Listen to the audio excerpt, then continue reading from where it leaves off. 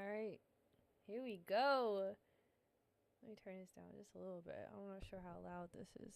Let me make a little adjustments here. Hold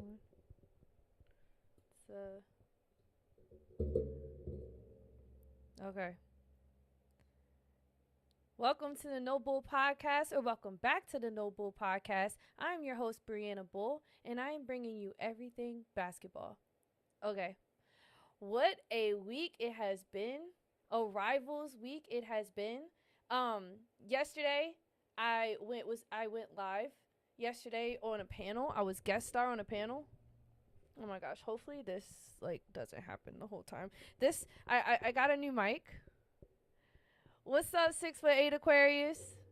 You was having a blast yesterday. A blast. You was acting a fool in the chat. Hold on.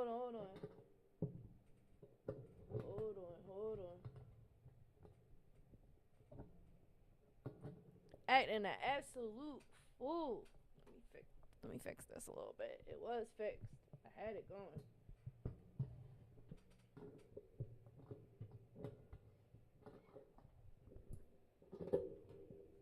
It's always something with me. It's always something.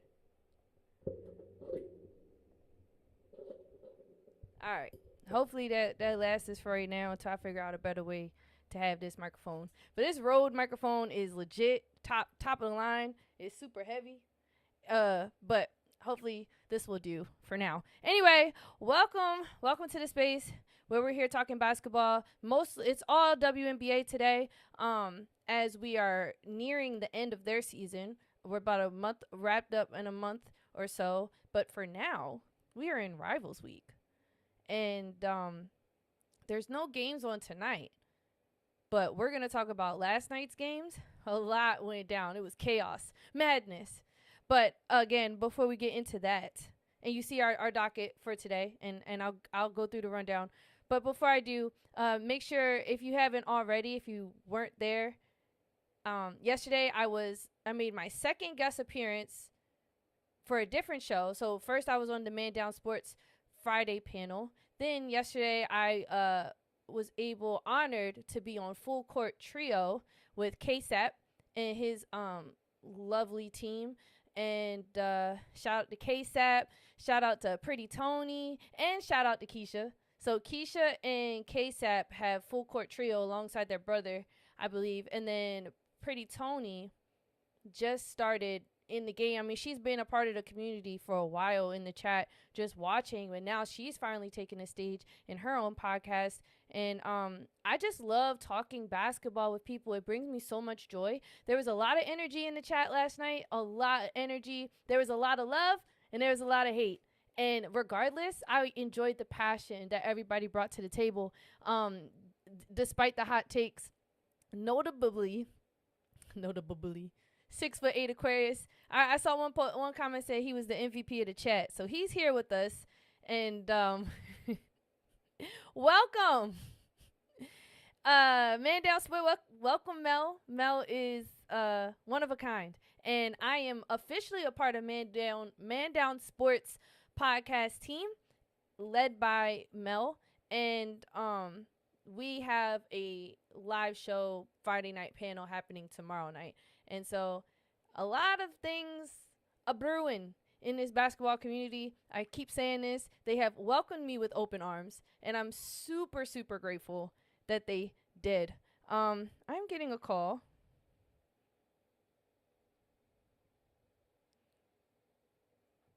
Priorities, y'all. But okay, let's get into it. And last night, like I said, I was dropping bombs last night. I was getting a lot of praise from my mindset and perspective, up until the point that I was asked about Angel Reese, specifically Angel Reese in her comparison to Camila Cardosa. Now, in a few streams ago, I said, who is a better player, Camila or Angel, right? The community did not receive me after I said some of my comments regarding Angel, and I wanted to continue that conversation, but from a different angle a different topic at hand, because yesterday we just talked about her as a basketball player, not necessarily her in her current state with her injury and all the buzz around that. So I wanted to start off with that. Then we're going to talk about 2K26 makes history. So we're going to talk about NBA 2K, one of the most popular video games on the market. And every year it's highly anticipated. And this isn't about the WNBA first ever integration into the virtual gaming space, but we will talk about what will be new for users heading in to this new season, or new edition, new drop. So we'll talk about that. And then we'll talk and what that means for the WNBA moving forward. And then we'll talk about the Connecticut Sun's current bidding war. Can you believe there's 3 different offers coming in, wanting to go in 3 different directions with this team? And ultimately, it will be up to the WNBA how that proceeds. And, well, obviously, you know, everything has to align for one of these bidders that will ultimately determine the future of the Connecticut Sun and, again, the future of the WNBA, which is up in the air right now. This is the best time more than ever to tune into the WNBA and see what's going, because they're heating up as a franchise, as a business, socially, but more importantly, the game itself. And all these off-court moves and changes are going to ultimately impact what happens on the court, unfortunately. But in some cases, hopefully, it would be a good thing, right? And what happens on the court impacts our views, impacts what we are perceiving in our experience. And everybody, you know, that's pretty much what's most important, right? But basketball before all else. Anyway. So, and then we'll wrap up with the W report, which is my segment on just everything regarding the WNBA from a basketball perspective, what's happening in these games each night, specifically last night with this Rivals Week. There's no games on for tonight, but we are going to look ahead to tomorrow, especially with this WNBA Canada game. And I think it'll be its 4th annual game hosted in Canada, and they have a lot of interactivity for the fans and exposure internationally as well. So yeah, we have a jam-packed agenda. Let's get into it. Welcome, Cashapp. Was just talking about you. Make sure, if you have not already, if you are coming from Cashapp's community, he's simply ball dropping. He has multiple channels, but simply ball dropping. He also has the full court trio. Again, make sure you head over to the full court trio. I put the link in the description of the panel, and the guest star experience that I had yesterday with them was unbelievable, out of this world. It was such an honor working with you, man. I love talking basketball with you and your team, and I look forward to collaborating with you again.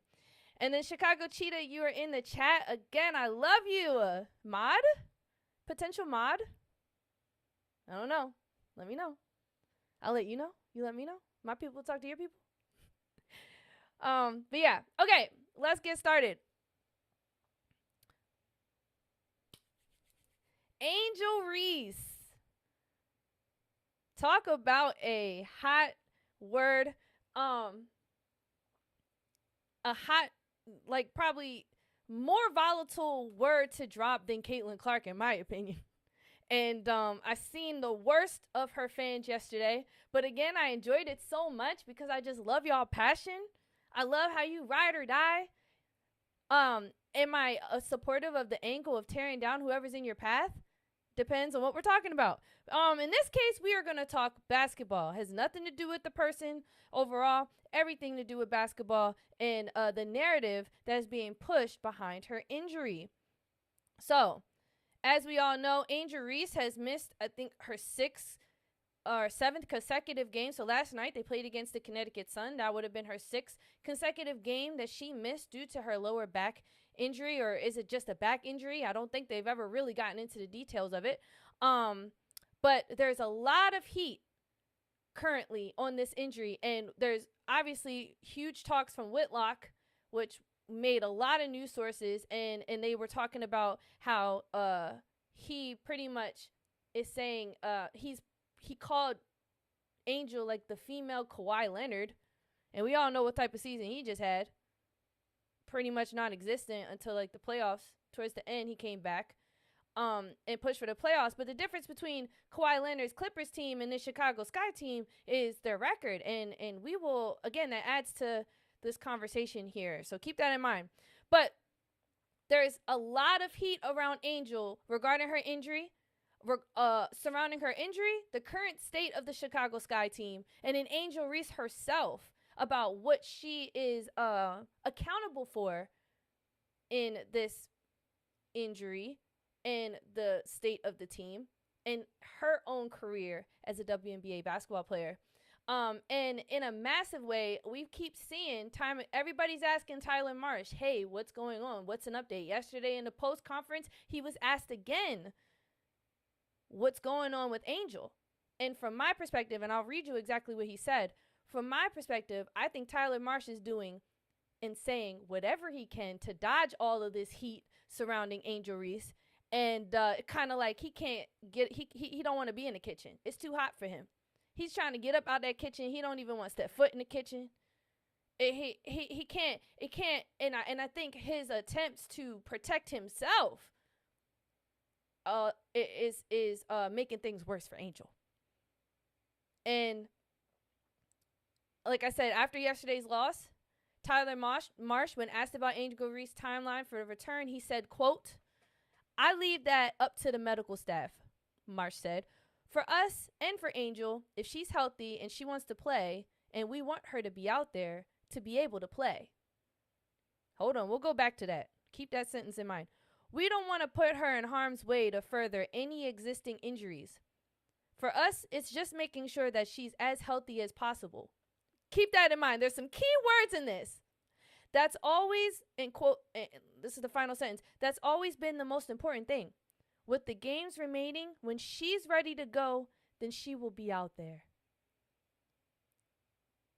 Oh, man. Okay, let's back this up. He starts off in saying, first he says, "I'll leave it up to the medical staff." So he's like, look, it's not up to me. It's up to them. That's the first thing he did. Next thing he did, he said, "For us and for Angel."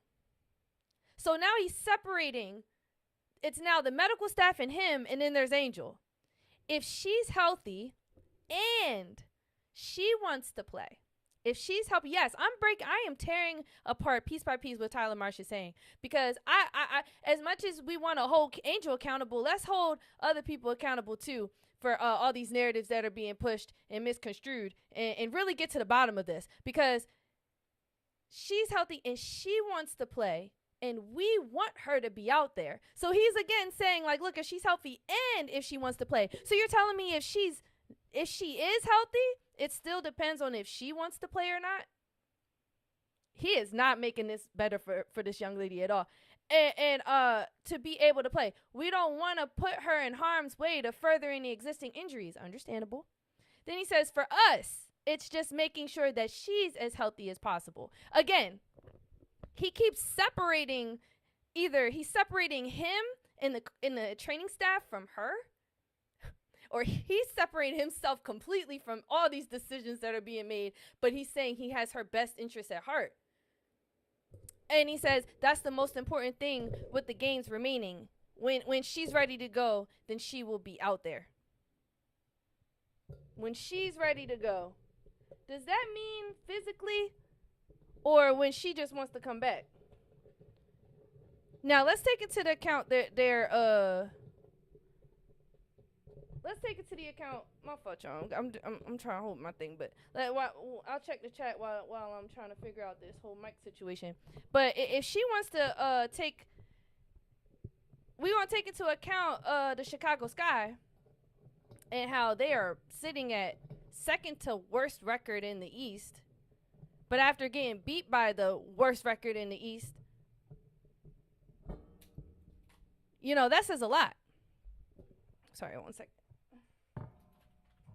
See what the chat's saying. Sky have 6'8" Aquarius said the Sky have no structure, no identity, no professionalism. Hold on 1 second.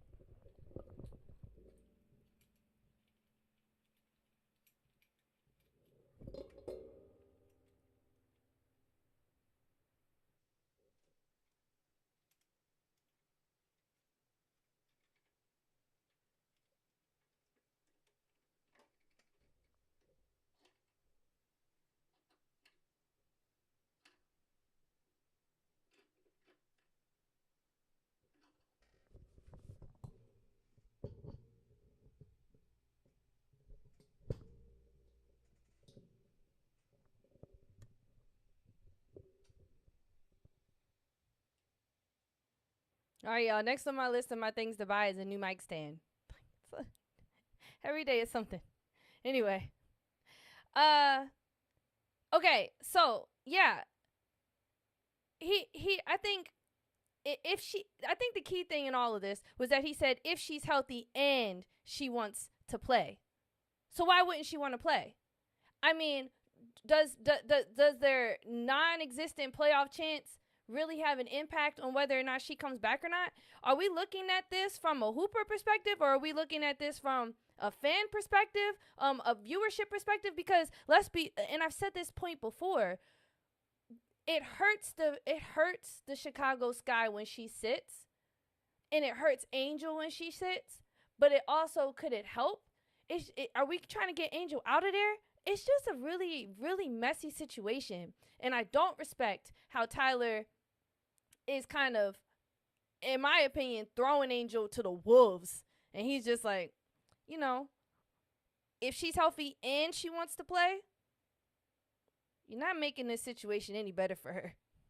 Because there's people who are like, girl, finish the season out. Just hoop. Do what you got to do. If you healthy, then why not? Why aren't you playing? Like, I thought you loved basketball. You know, there's people coming from that perspective.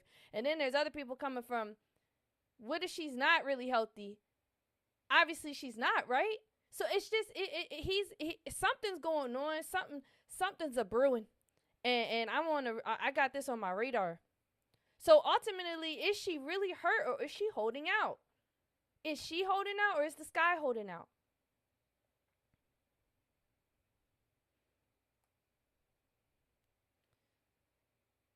Welcome to the chat, the number one and only. I think it's my first time seeing you, unless you changed your name up, but welcome to the chat. Never seen you before. I'm not going to read your comment, but I'm glad you're here. 6'8" Aquarius said, it's the second straight year Angel has quit on the team. Her hand came up hurt when she knew she wasn't winning Rookie of the Year or making the playoffs. So you're saying this is a pattern. That's another conversation I probably should have made, huh? Oh, man.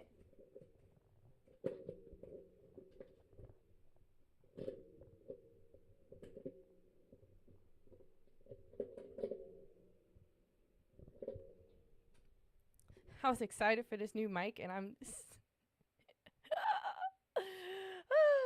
Lord, please.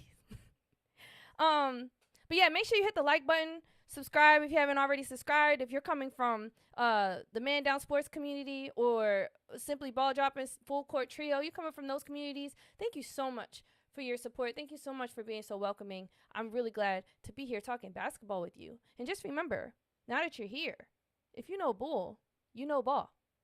So let's keep going. I personally think Angel's holding out. Because just what Tyler Marsh said and what has transpired, I think she's holding out. And there's so many other factors going on behind the scenes. But a back injury to me translate as, we can use this time for anything. Because back injuries are so vague. They're so vague, y'all. And I've had a back injury before. And it comes up, it sneaks up on you, and it's very random. And it impacts how you run, how you move. I don't know the premise and the basis of it. But the fact that they're not being specific, and then he says she's day-to-day. This was in another interview, but he said that she's day-to-day.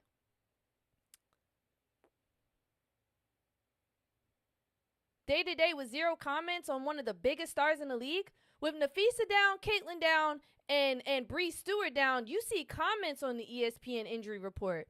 For Angel, there's not a single comment. Don't you find that suspicious? There's no comment next to it. Day to day. DTD? Man, something's up. Justin J said, welcome to the chat. First time I've seen you here. Glad that you're here. I think she's faking it. Bruce Morrow, welcome. He said Angel Reese will be traded. They have enough cap space to work with, right? And they got a lot of people, in my opinion, they can even package up with Angel if they want to make some serious moves. You know, get yourself, try it again. You had these top draft picks and you managed to get the 2 twin towers. Try it again. I proposed yesterday that they trade off Angel. Nothing against Angel at all, but clearly it's not going well with this team. Trade off Angel and build around Camilla. But Camilla,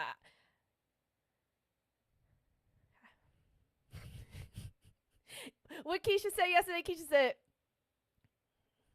that's another conversation. Let's stay focused. Bruce Miles said Reese will be traded to the Wings. They don't need an Angel Reese on their team. They don't need a front court unless they're gonna get. They have 4 front court people they could work with. I think focus on Luis, focus on Lee, focus on Diamond Miller, and who's their 4 shorty? I think their front court is solid. I think, and I think they need to get a bigger guard, if anything, not get a forward. I don't think she's gonna go to the Wings unless they're gonna drop Lee. I don't see it happening. The Beautiful Truth, welcome to the chat. Glad you're here. Angel Reese is Sid the Sloth. Hey yo. So for all of you who are new to the chat and you just came here, what we're pretty much talking about right now is what Tyler Marsh's recent comments. Go check that out. In his post interview yesterday, they asked him about Angel, and his comments pretty much insinuated that we want her healthy, and there's 2 things that are going to bring Angel back, and this is where I think Tyler Marsh threw her under the bus. He said we want her healthy, and she's gonna want to play if she wants to play, if she's healthy and she wants to play. Tyler Marsh, you and Angel need to get the hell up out of there. Chicago Sky front office, please get rid of Tyler Marsh. And please free Angel. Free that woman. But at the same time, I don't want to fade off from holding her accountable. Holding her accountable to what is she actually here for? You feel what I'm saying? As a basketball player who values basketball so much, I hope that she didn't just take this opportunity to then go to a next level doing something else. Like she has so much potential to be one of the best bigs this league has ever seen, and this is the 2nd dud in a row. She's ending it on an injury. She has way too much influence right now to go in that trajectory, and I hope this isn't gonna be the end of her story. Cause man, we don't even got to go there yet.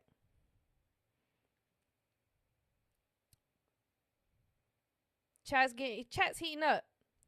Chat is heating up. All right. Final thoughts on this. Tyler Marsh is a clown. He continues to prove he's a clown, and he can't take the heat. He needs to get up. He doesn't even want to step foot in the kitchen. So why don't we just kick him out the house? Let's get him out of here. Get him out of here. Angel Reese.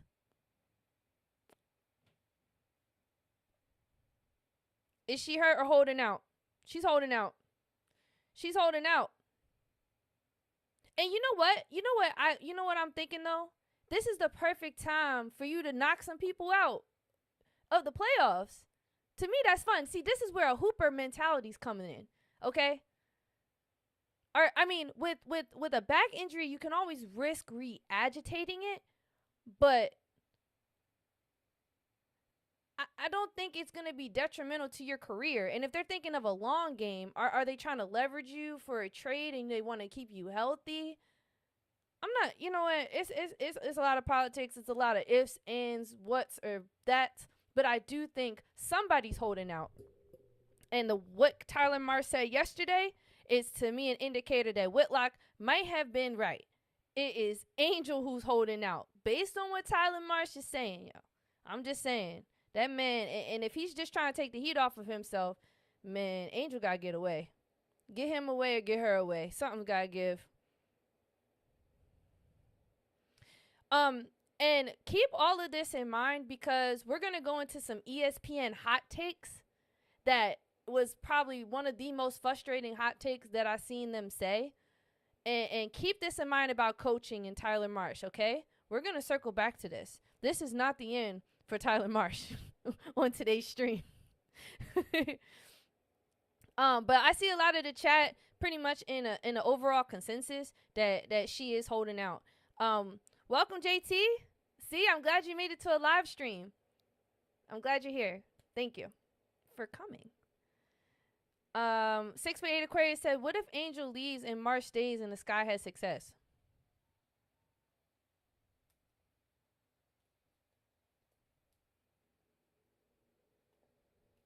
Are you willing to bet your life on it? Jay, welcome to the chat. Said she did this last year too.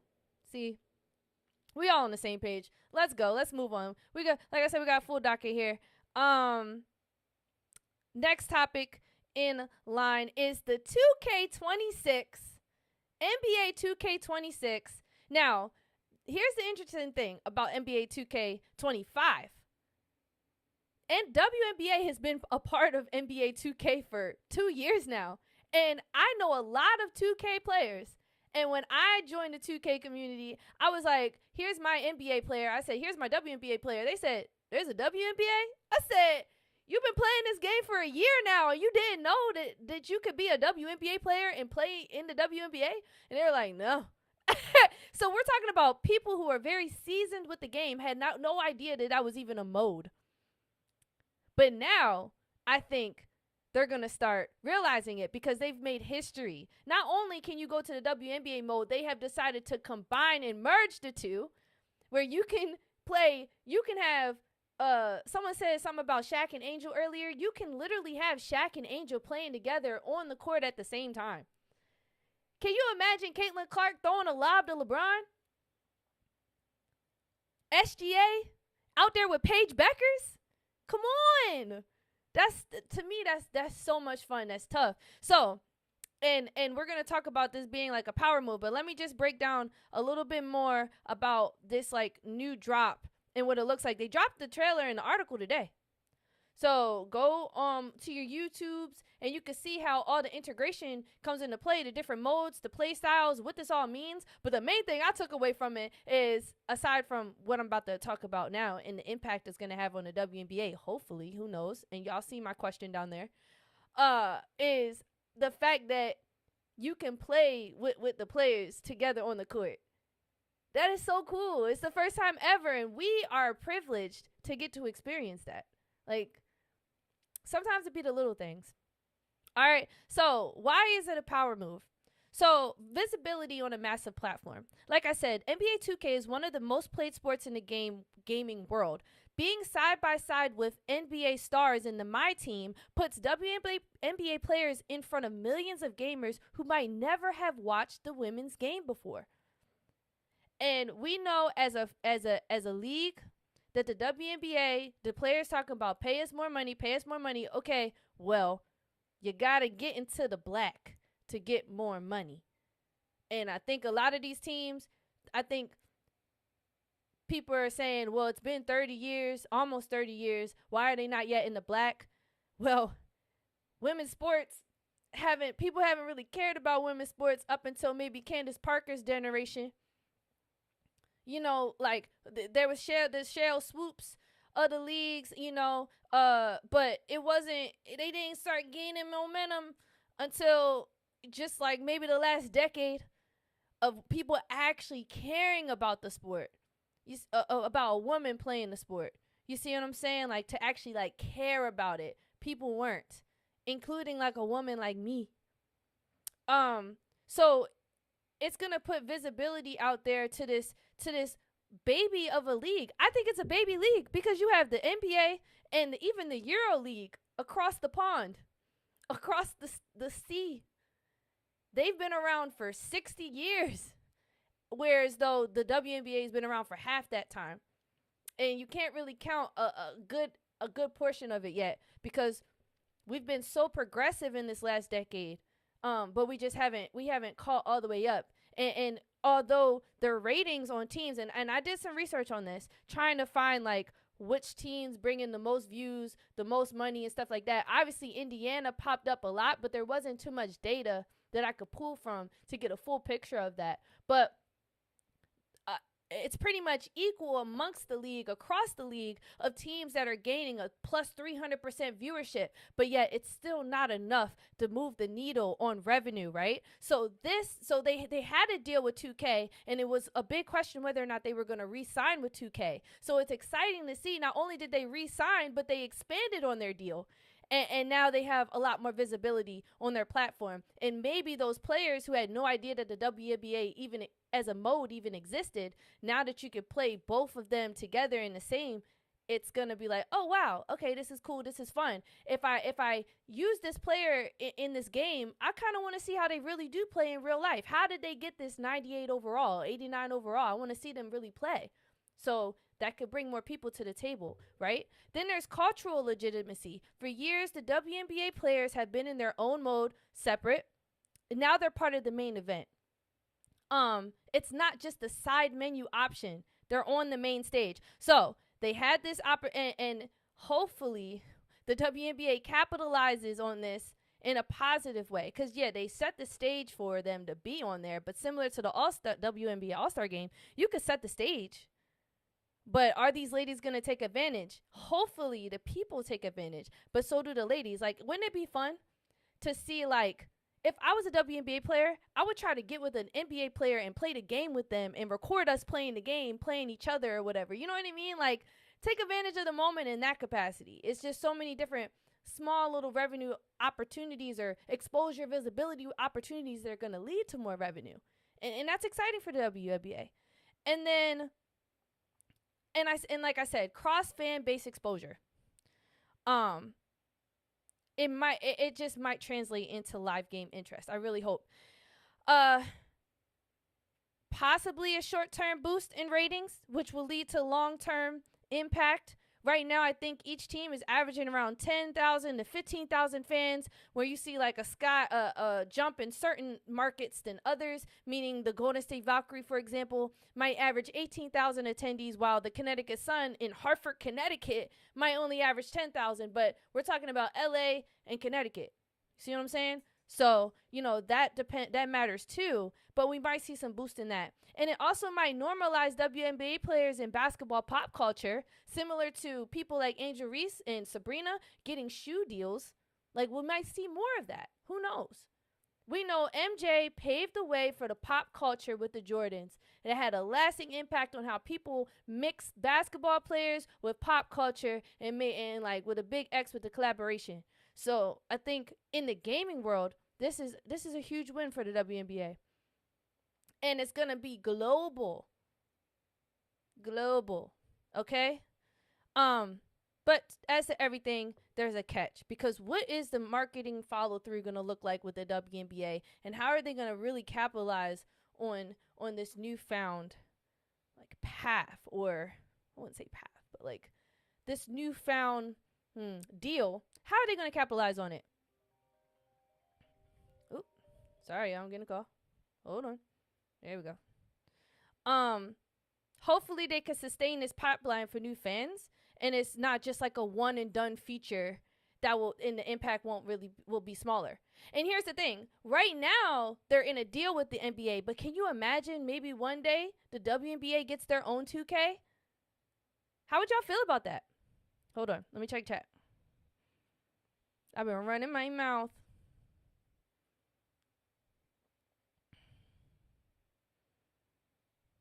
Welcome, Janera Johnson. I think you were in the full court trio last night. You were showing some love.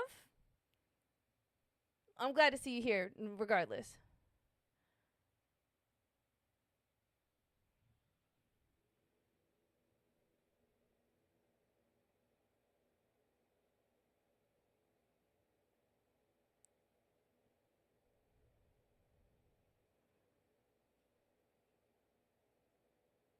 All right. So a lot of action happening in the chat. I love to see y'all going back and forth. Let's make sure we continue to keep it respectful and kind. Cause we're just here talking basketball, y'all. Like, But welcome to the chat if you are new, or welcome back to the chat if you're coming back. I appreciate that you're here. If you're coming from Full Court Trios community and you decided to support mine, I am so grateful for you. Thank you for welcoming me with open arms. I hope that we could continue having more conversations about basketball, and I hope to see you again as a guest on his panel. I had so much fun. So much fun. Despite everything, I had fun. Okay, so yeah, WNBA in 2K. Is this a boost or a bust? Will the WNBA capitalize on this experience? Will we see more from them? Regardless, I'm excited.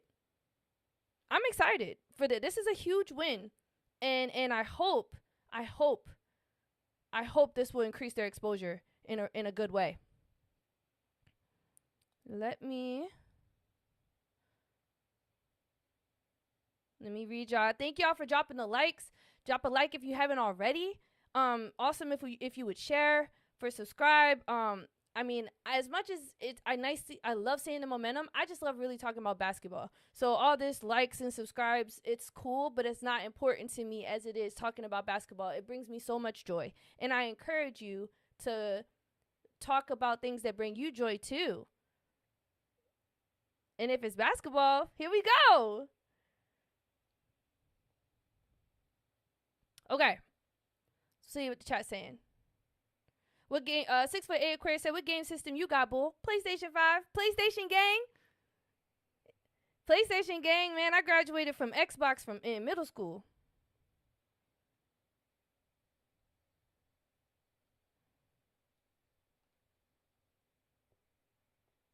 Says Aja shoes is better. She the GOAT.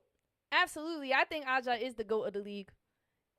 She the GOAT of the league right now. GOAT of this generation, and I love watching her play. Random dude, welcome back to the chat.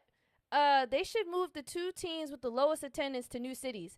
And that is actually, I love that you said that, because that's coming up next in our transition here, talking about the Connecticut Suns. But if 2K and the WNBA partner for in-game promotions, exclusive gear, and like real game tie-ins, it could sustain a new pipeline for revenue.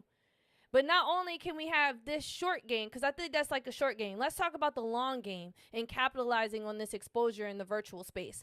Yes, it's nice that they're partnered with the WNBA and you have this crossover, but I'm really hoping eventually that's going to like catapult the WNBA into their own virtual space, and they'll have their own 2K, and we can see even more exposure, more traction, and gain true fans and viewers.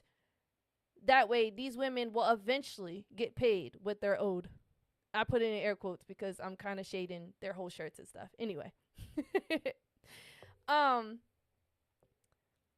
Miles said 40 to chat. Let's get the likes up to 40. There's 40 people in the chat. Let's get the likes up to 40. I appreciate you, Mel. I appreciate everyone who's tuning in right now. I hope you had a good day at work.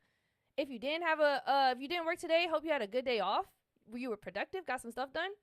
But I'm really glad that you decided to take your time to be here with me today and talking basketball. Just remember, if you know bull, you know ball. So let's keep going. We are going to talk about this Connecticut Sun's bidding war.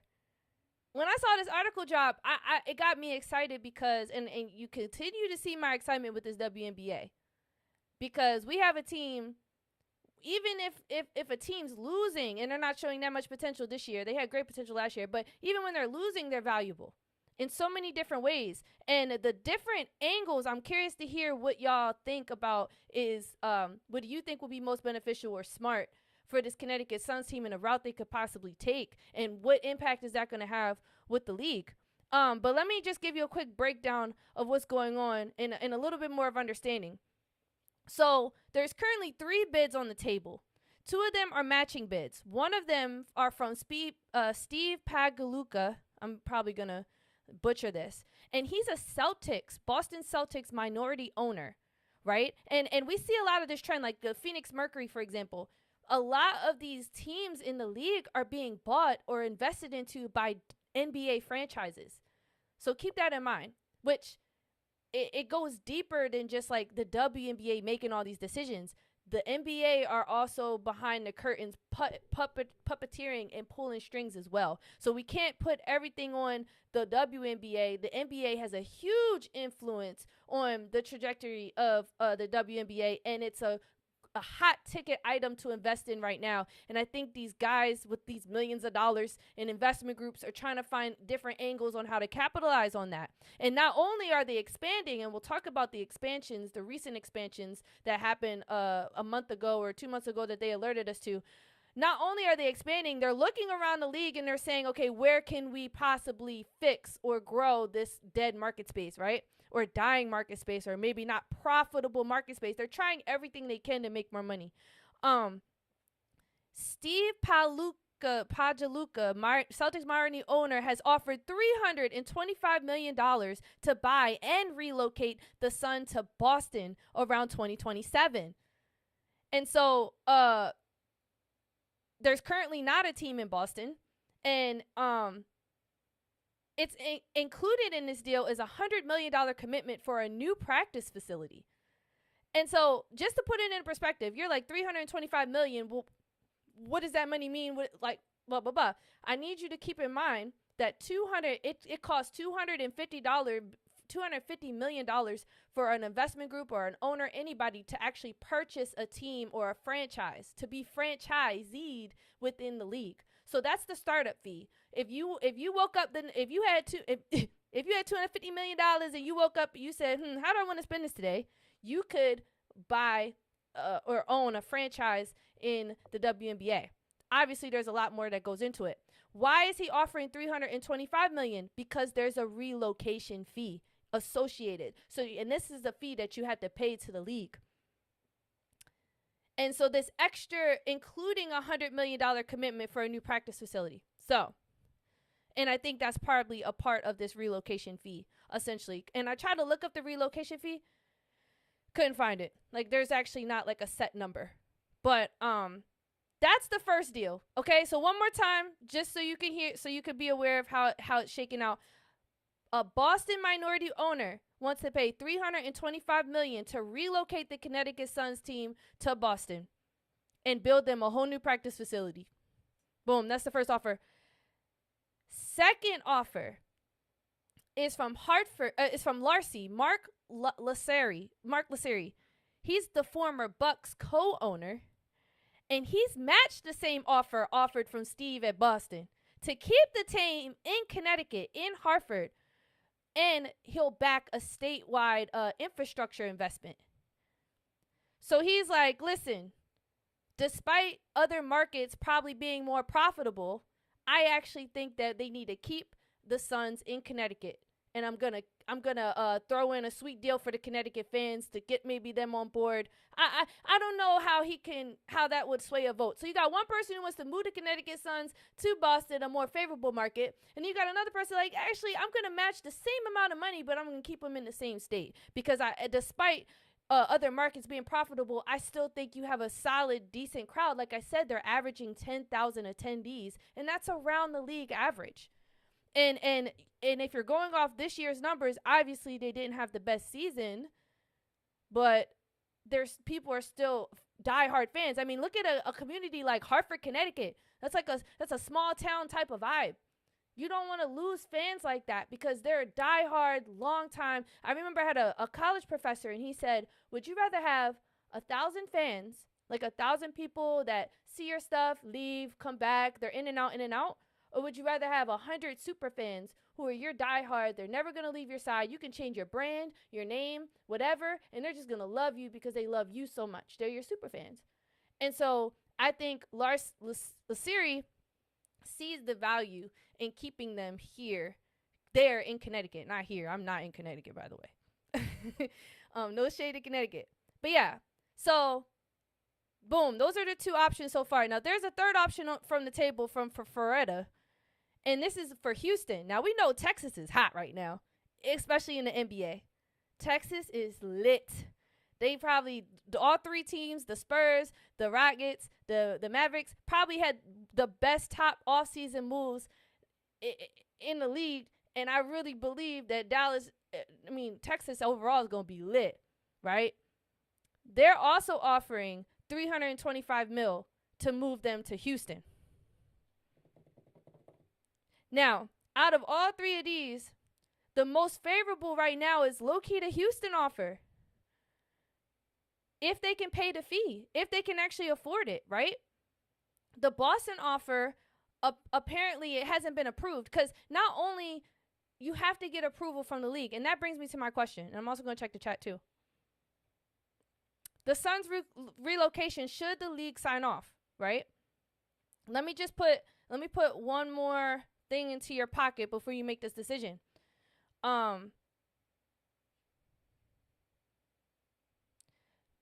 Based off of like last year to this year's numbers, there's a total attendance for the WNBA season last year was 2,353,735 people attended in total. So it was 48% up from last year. This year, it's gone up like 1.46 million peak viewers at one time, making it the second highest viewership in history. That was for just the draft, right? And ratings essentially, they remain strong. So like it's been pretty consistent, but it's still shot up, and it's been remain consistent despite like even towards the end of this season, ratings have still remained around the same according to reports, according to sources, despite these stars like Nafisa, Beast, Stewie, and Caitlyn out, and Angel. And I don't want to forget Angel. All these stars that are out right now has not impacted the ratings. That's good news for the WNBA. It's amazing news. Should the league sign off on this? And which trade do you think is best for them? Should they go to Boston? Get out of Connecticut? Should they go to Houston? Which one do you think the league's going to sign off for, and what kind of impact do you think it's going to have? See what y'all saying. Okay, Janira said they need to go to Hartford. That's how they all started. So stay in Hartford. We got one that says stay in Hartford. How about we do this? Yesterday, Front Court Trio, he did something really cool. So if you want them to stay in Hartford, Connecticut, put a 1. If you want them to go to Boston, put a 2. If you want them to go to Houston, put a 3. So you got Connecticut 1, Boston 2, and Houston 3. Let's see what y'all think. What y'all saying?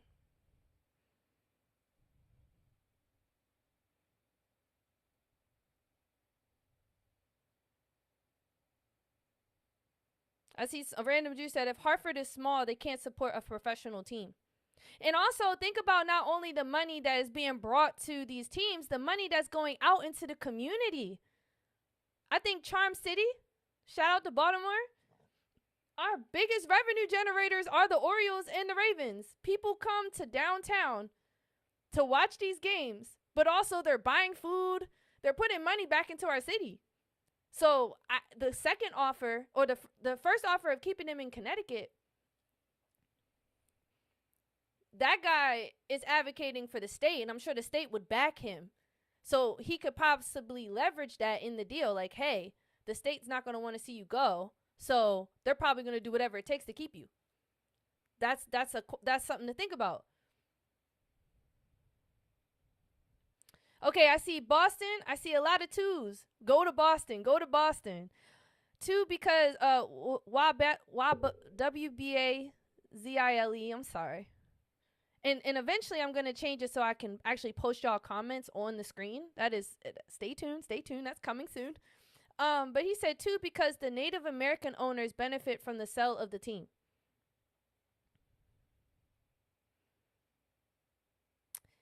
So I see Jay said major city are the safest bet and Boston is a sport town. So when you say safest bet, to me I hear you think long term that the WNBA will benefit from a major move in state like that.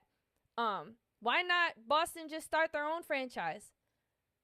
Why do they want to pay extra to take one that's already established and then relocate them? These are questions I'm curious that I would have for the owners. Like, what benefit? Why not just start your own team then? It would be cheaper. it would be cheaper to start. So maybe they're looking at it from an angle of like, we don't want to build at the ground up, which is odd to me because an inaugural team like the Golden State Valkyries, arguably one of the best teams in the West. All right, top 10.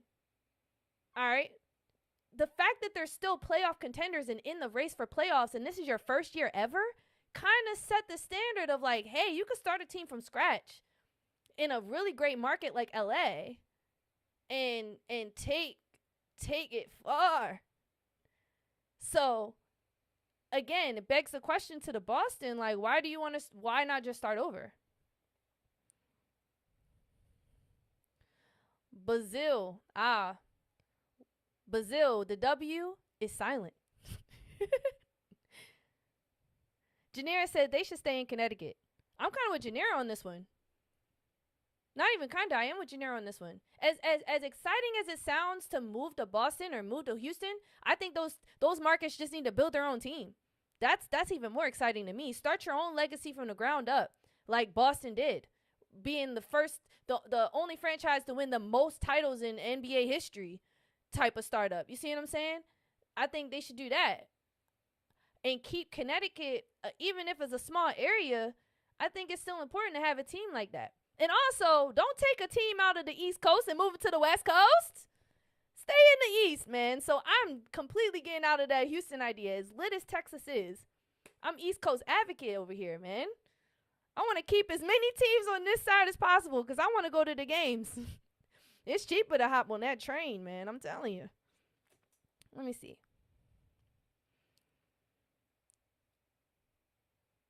I see some other people just talking about other states like North Carolina, things like that. Put a team in Miami. Let me tell y'all the relocation that actually has happened so far, so you can just jog your memory on what the expansion we expect in the coming years for the WNBA. Again, the Golden State Valkyries debuted this year, and they're already making waves. Pretty much, I think if you're watching these games every night, you see how lit the Golden State Valkyrie team is, and you see how much teams struggle playing away at Golden State Valkyrie, and I think a lot of it has to do with their crowd. It's lit, and they'll have people like Steph Curry in the stands, like, often. That's fun. A legend like that at the games often. I've seen him at 2 games in the past month or so. That's so lit. Toronto Tempo. The second team is Toronto Tempo. It'll be the first Canadian team. They're slated to debut next year. And if you look on the WNBA website, they already have their page. Like, they're about to take off. And that's really exciting that Canada has a team, and it's like similar to our NBA Toronto Raptors. Then you got the Portland Trailblazers. So these are the 2 teams that are going to expand the WNBA from 13 teams to 15 teams. The Portland Fire, they come in 2026. And that's going to be fun again. Another East Coast team. Wait. Nah. A West Coast? West Coast team. My fault. East Coast, West Coast. And then you got Cleveland, who comes in 2028. They don't have a team name yet, but they will begin play in 2028 under the ownership of Dan Gilbert.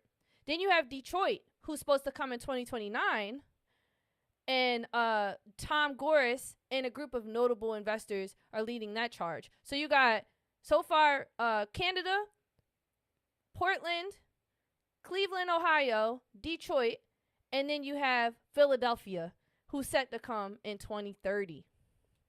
I'm excited about that Philly team. I'm ecstatic. So that's already adding an extra 5 teams to the 13. So they'll have 18 teams by 2030. And there might be even more coming in between all of that. It's exciting stuff, man. Let's see what the chat's saying.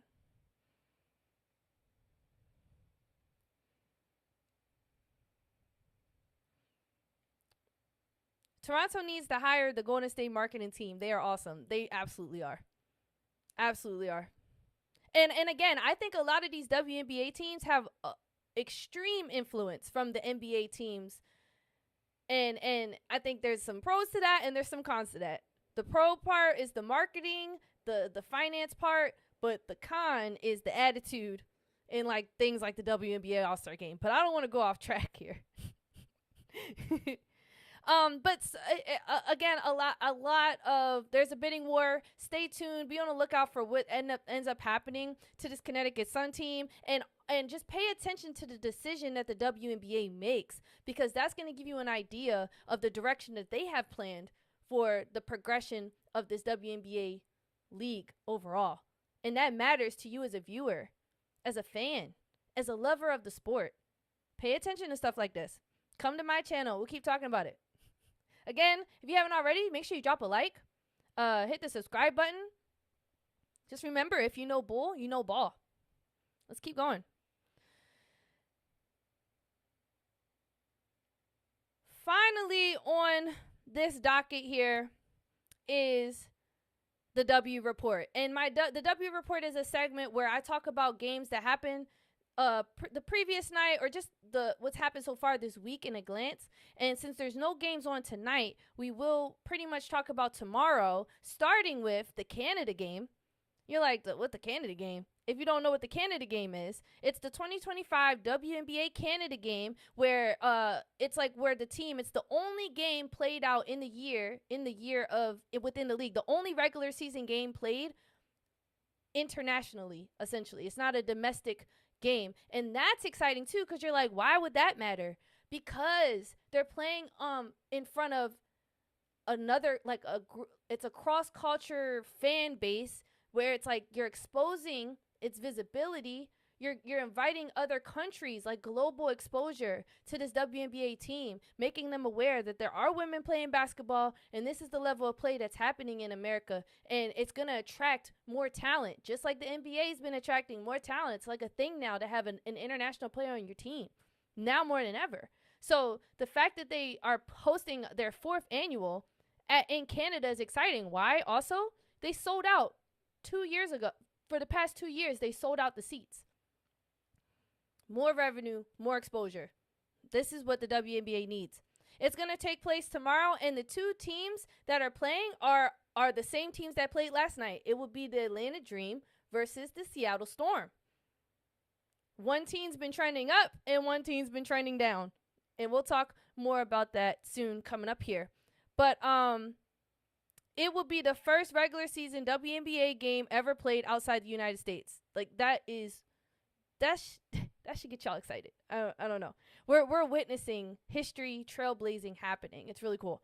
It's going to be live on TSN, which is like this Canadian network. But in the US, it will be live also on Ion. Don't laugh. Okay? Yes, Ion.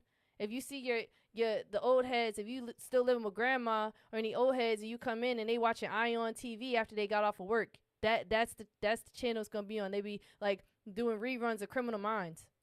It's going to be on that. Or you can watch it on the WNBA League Pass, which right now I think is on promotion. You could pay $12.99 for the rest of the month, next month, and you can watch it on there.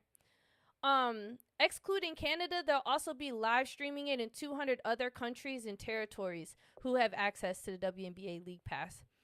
Tickets start at $32. Again,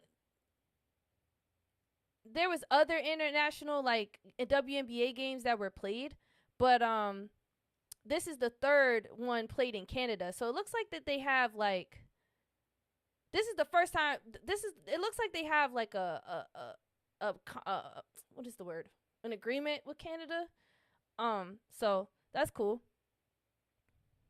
There's going to be like other partnerships involved, and there's going to be opportunities for the fans to participate in giveaways, games, community programming, and things like that. So it's a big deal, and it's going to be fun to watch this Atlanta Dream and Storm team. And that actually segues us into this perfect recap of yesterday's games. So yesterday there was 4 games on the docket.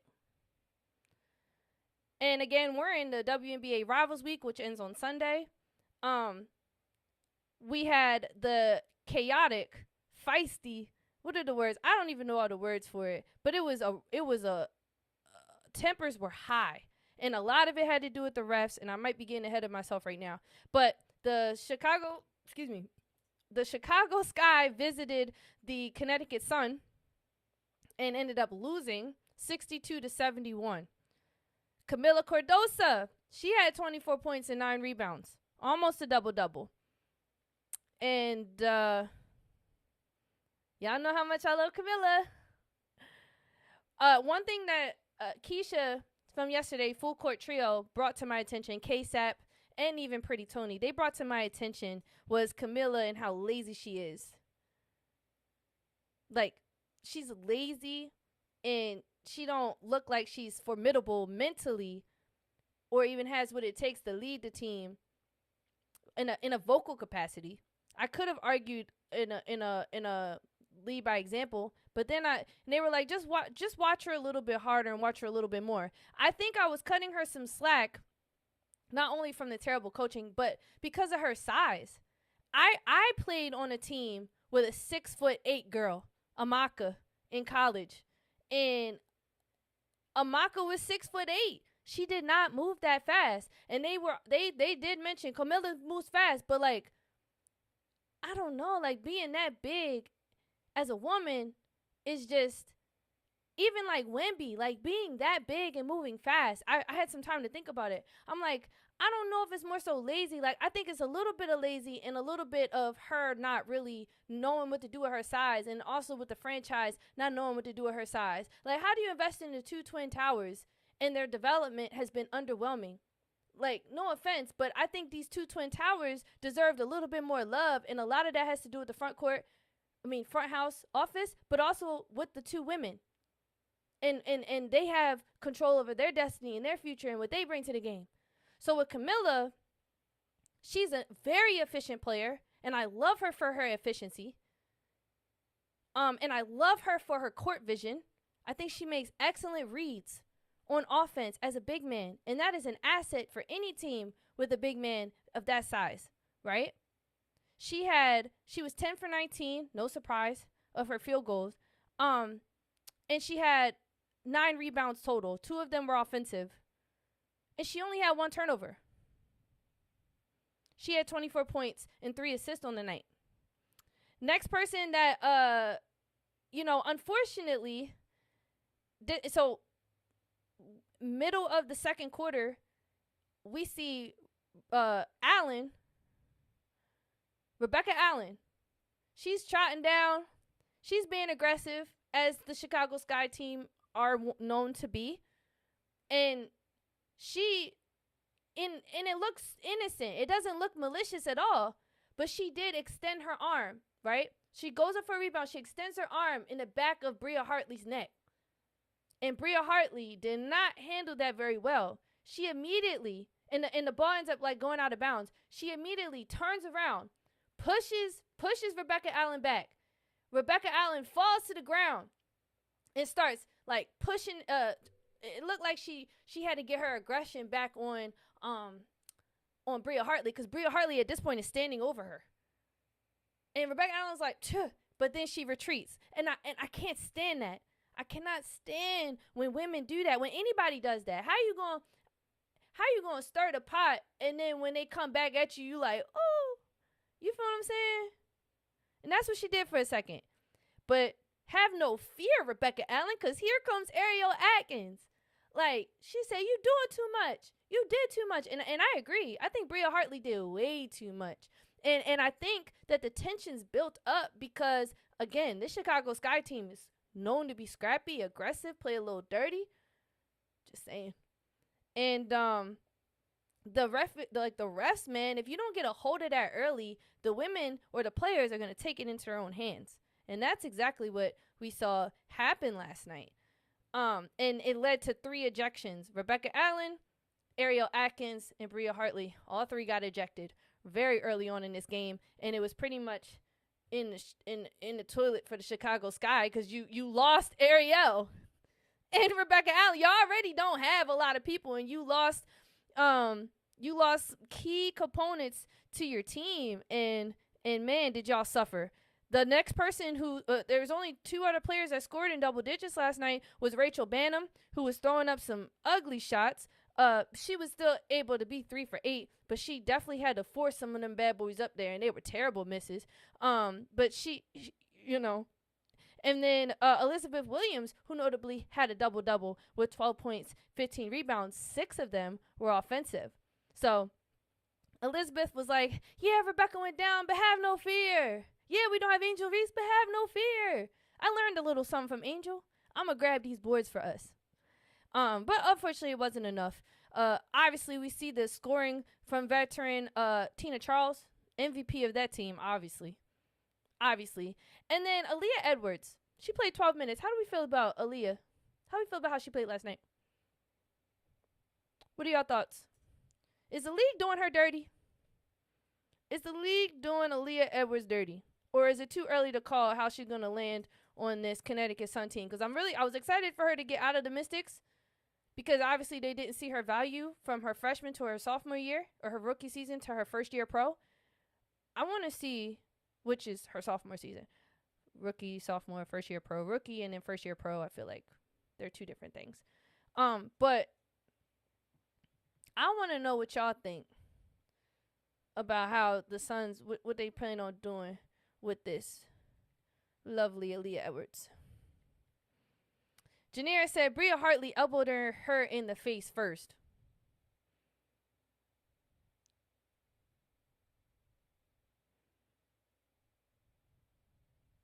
I didn't see that. If we run the clip back, I think Rebecca Allen, I don't think it was malicious. I think it was more coming from a place of like, I just really want to get this board at this point. But she had three Suns players around her. And she kind of looked like she snubbed Bria, but Bria can't see behind her. And you know, I feel like Rebecca Allen threw a rock and hit her hand. I will say that. She definitely did. But again, this Chicago Sky team is known to play dirty. And again, you see Angel Reese on the side celebrating it. She did make a tweet about Ariel Atkins calling her a real one. And while I do want to celebrate Ariel having her teammates back, there has been plenty of times I've seen Angel Reese and the Chicago Sky team celebrate their fellow teammates pretty much hurting other people. I mean, listen. I've seen it, and I was like, that's bad taste. I'm just saying, it's one thing to be competitive, but to celebrate the aggression, whereas though it's cool to celebrate the passion, but to celebrate aggression in a negative capacity, there's just lines that you cannot cross, and I've seen the Chicago Sky team cross those lines. So I just can be a little mindful of that. JT said Camilla needs to debo those girls, treat them like barbecue chicken. And that was a lot of the conversation. If you check the panel, the link to the panel, you'll see a lot of that conversation kind of surrounded how Camilla doesn't utilize her like she's not giving all that she could have gave to her pick in the draft, the placement of her pick in the draft, or even just the opportunity that she has to be that franchise player for the Chicago Sky. And that was pretty much the overall consensus of the panel, aside from me, about Camilla. And so it's like, yeah, she needs to do it, but she's not doing it, and that's the problem. Should the Sky have drafted Rikia instead? I absolutely freaking do think anybody who has Rikia Jackson is in good shape. I really bangs with Rikia Jackson in her game, man. She need to improve her defense, but other than that. Okay, so let us move on from this Chicago Sky, because unfortunately the biggest exciting thing about that game was the ejection, and that's not even basketball. You feel what I'm saying? So let's move on and talk basketball. The next game was this Golden State Valkyries team. They visited the Mystics, and they beat the Mystics 88-83. Before I go into Veronica, Kiki, who is a rookie of the year contender, she had another double-double. This rookie is cranking them out like it's nothing, by the way. She had 14 points and 10 rebounds, while Veronica Burton pretty much had a historical season with her 30. She was the first player ever in this inaugural Valkyrie team to get 30 points, 7 rebounds, and 7 assists. So she's been crucial, a key component with Kayla Thornton going down. But even before Kayla Thornton going down, Veronica was like, this is my team. I'm the floor general. I'm the extension of the coach. And I'm living up to everything that they need me to do and be for this team, despite the turnover. Because they had people leave to go for the CBA. Like, they have not found their footing in terms of a starting lineup. But I think their coach and the staff and the women have done the best they can to make adjustments to work with the pieces that they have. And look, the proof is in the pudding. The only thing I will continue to say about Veronica is I need to see her turnovers go down. And I think she's trying, though. The passes that she makes, they're passes that are like, okay, I see what you were thinking there. I see it, boy. I see you. Let's just continue to clean that up. Because once you get that together, oh my God. And also, she needs to be a little more consistent with scoring. She does a great job scoring, but sometimes she'll have like a 4-point game. Sometimes I think she passes up the ball too much. But I love how she can go back and forth between being a scoring point guard and a passing point guard. And I think that's awesome. I want to celebrate that. I'm not going to spend too much on that because the Liberty versus Aces and the Dream versus the Seattle Storm were the highlights for me personally. So selfishly, I really want to focus on the Liberty and because honestly, these are the teams that are in the playoff. Like, yes, the Golden State Valkyries are in the playoff runs. The Washington Mystics has 2 Rookie of the Year contenders. So the game was a good game nonetheless. And it's important for what's going to happen for the future of the league playoff-wise in the next month or so. But we're talking about the top team. What? The top team in the East? Or is it the Dream? You feel what I'm saying? Let's talk about it. Aces versus Liberty. The Liberty are their second loss. And the Aces are on their are they on a 4-game win streak? Or am I tripping? They on a 3 or 4 game win streak. I didn't even look into that. But the Aces are heating up. And they're being led by the GOAT of the league, Aja Wilson. And the adjustments that Becky Hammond is making is proving like, yeah, Becky, you are one of the greatest coaches. Because you've been patient with this Las Vegas Aces team.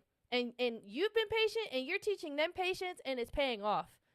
One of the main things she was saying last night in the game was, y'all need to slow it down.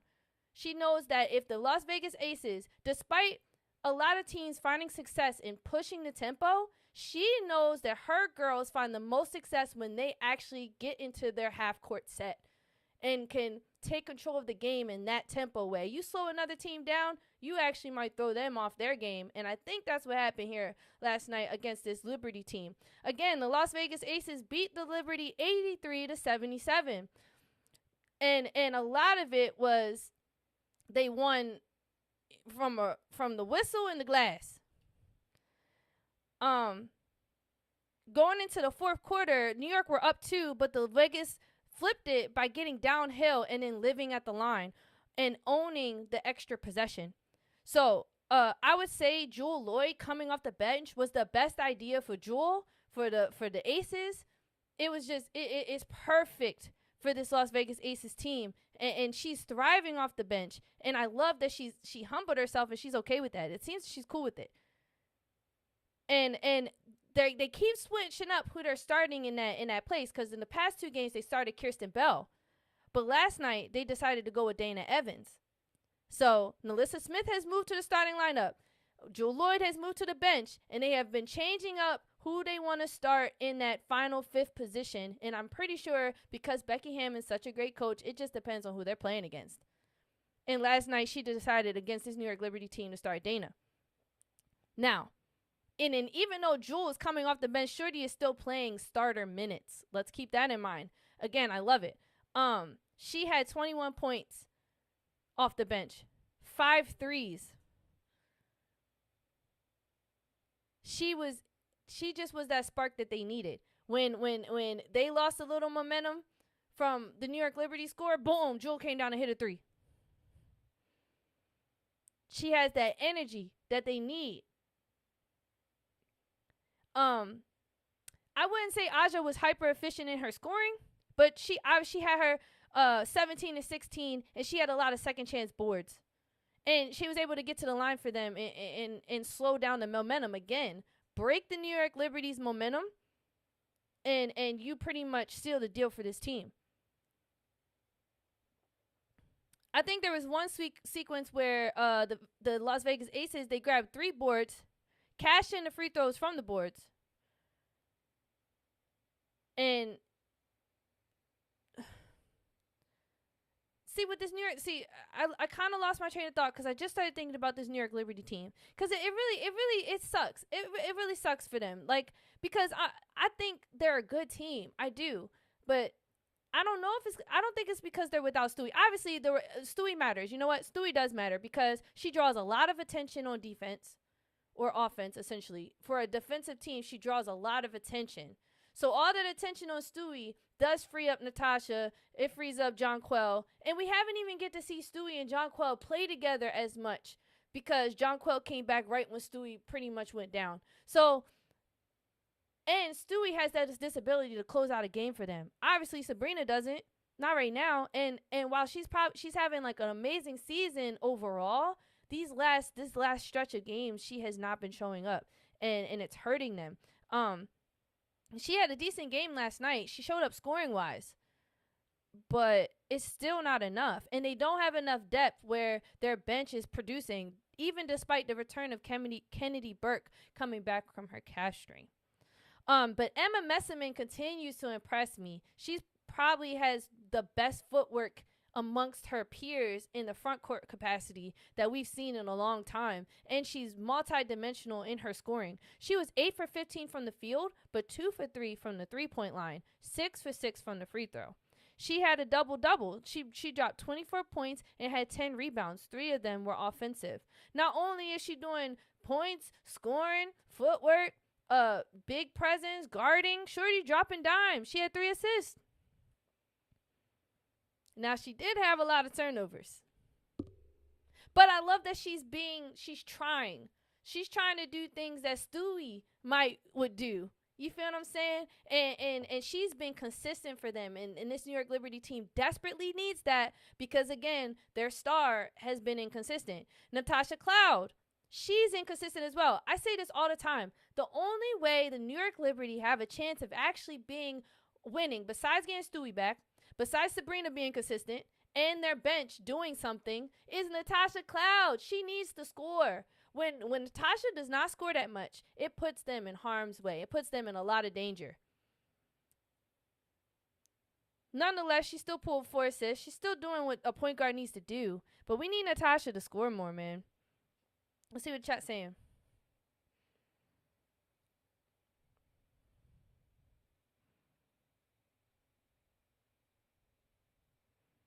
Y'all are active in the chat. I darn near. I gotta keep up. Sahid, welcome to the chat, bro. Good to see you back.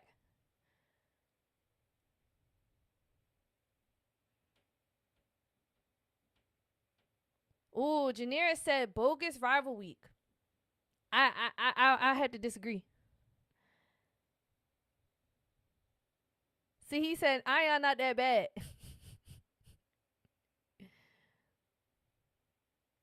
All right.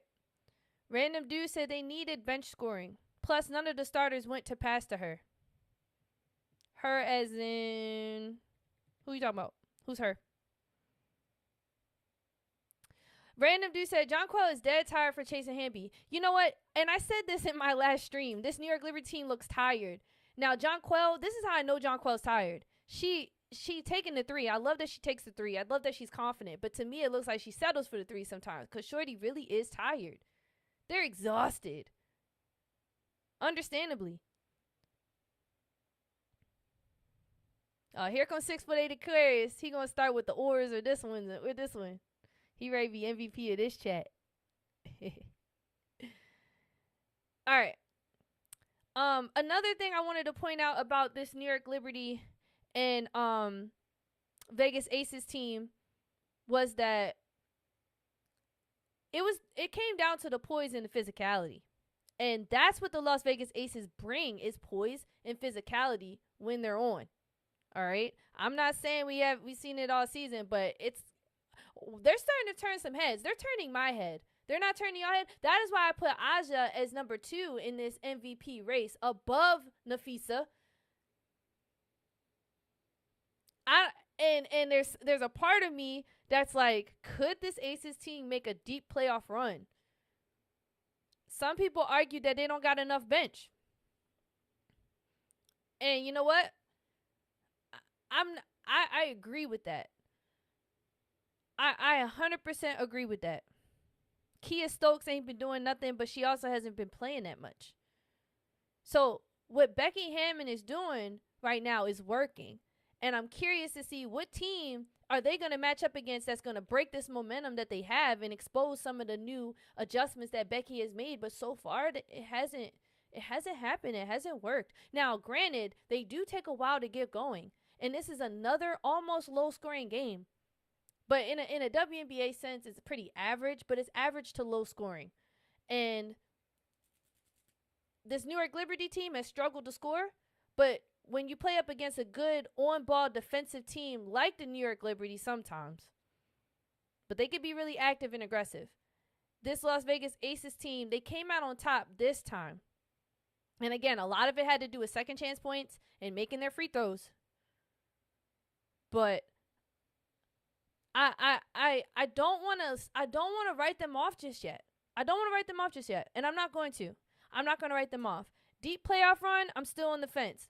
But I'm looking over at the side that's jumping on it, and I'm like, I'm going to give it another week. And then by September, I'm jumping.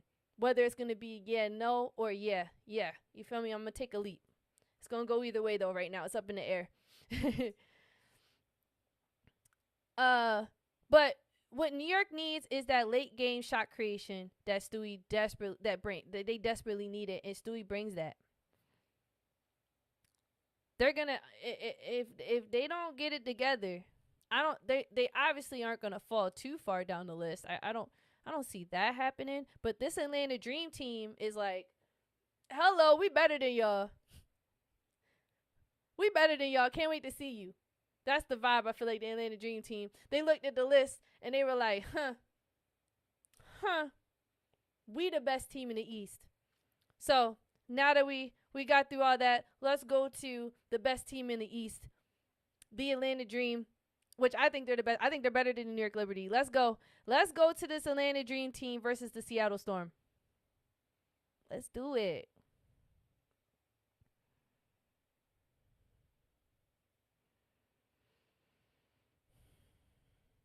Okay, so Atlanta Dream, Jordan Canada. We all know Jordan Canada went down. She's not expected to miss the rest of the season. She's not going to miss the rest of the season, but to get Ryan Howard back and Brittany Griner at the same time you lose Jordan Canada. We almost had y'all. As your complete unit. And Jordan going down, obviously, she has tenacity. She has great court vision. She when Alicia is not performing, when Ryan went down, Jordan Canada held it down. And she really has exploded this season. And she's arguably one of the best, most talented guards in the league. And her going down, I immediately was like, okay, this Atlanta Dream team has been working as a unit. Will this disrupt the chemistry? Now, when Ryan Howard came back and Brittany Griner came back, they still decided to start Nas again and Pow Pow, which I was really happy about, right? Because sometimes we see stars come back, especially in the NBA, and they're right back in the starting lineup. But no, I see with the WNBA, they like to work people in, unless you're Nafisa. But still, like, they made a decision not to start Ryan Howard. They made a decision to go with the chemistry that has been working. And that's probably the smartest decision I've seen the Atlanta Dream Team coaches make in a while. Okay? So this game, I was curious to see Ryan Howard re-entering the starting lineup and what that was going to mean for their team without Canada and what they were going to look like. And they look the same. And I think that's what's fun about this team right now. No, I mean, come on. They are spacing the floor at a high level. spacing the floor where if you fall asleep, we're hitting you with the backdoor cut. If you don't rotate over fast enough, one of us is gonna let this 3-ball go. If you don't stay in front of us, we're going downhill on you. If we space the court and Brianna gets the steal, it's curtains. Curtains. Y'all are cooked.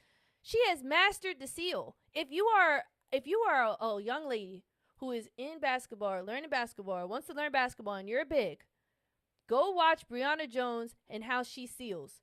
She is one of the most elite sealers in the league. And I guarantee you every time, and not only is she a great sealer, unlike the Indiana Fever team who can't seem to get it into Aaliyah, this Atlanta Dream team is finding Brianna Jones on the seal every single time. They see what's working, and they're capitalizing on it, and they're doing it. And that's why I say they have the best backcourt in the league. One of the best backcourts in the league. So many options, and they are moving as a team, and it's really excited to see. They are going to make a deep playoff run, and it's scary. It's scary as hell. I feel for the Seattle Storm team, but I also don't.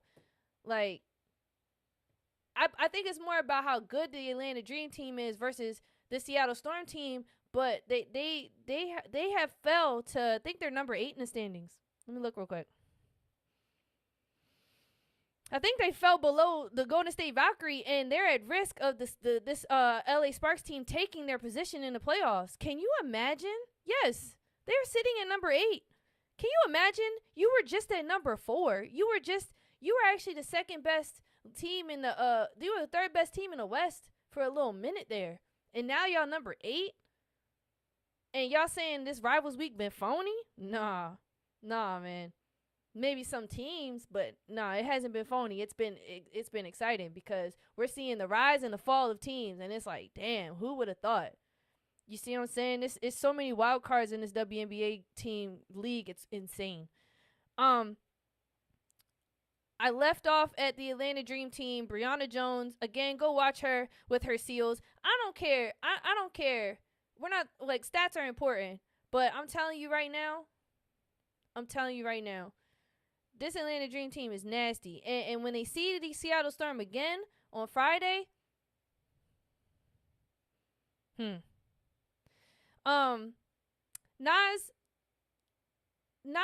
struggled last night defensively. And and a lot of it was her size. But she struggled offensively. I mean, not offensively. She struggled defensively.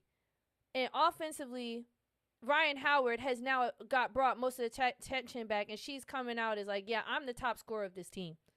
She was like that before she went down, and she's commanding that same, like, confidence and mindset that she's had pretty much the whole season. So, Ryan Howard's back in the starting lineup. She had 25 points. She went 8 for 18 from the field, 5 for 12 from the three-point land. And she's one of those bigger guards. She's going to give you all she got on defense. And I love that because of her size. She's huge. She's like a big, stocky guard. She's like Natasha Howard's size, but she's a guard. It's kind of weird. It's not weird. I actually love it. But she had 7 assists. Again, she's the heart of their offense. And Alicia Gray, she followed behind with 22 points. She had at one point this tough turnaround, and you know she left-handed. I love left-handed. I'm left-handed too. She had this tough turnaround. They weren't taking away her left. This is where the Seattle Storm really, really missed the mark for me. They don't do little things that you're like, bro, why aren't y'all doing that? You have so much experience on your team. You got all-stars, a ton of all-stars. Why are y'all playing like this? It's really odd to me how bad they're playing. And their shot selection, their inability to finish. What else? What else did I notice about this Seattle Storm team? Well, I think about it. Let me look at chat.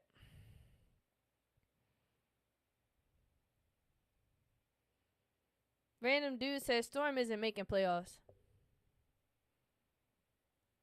Yes.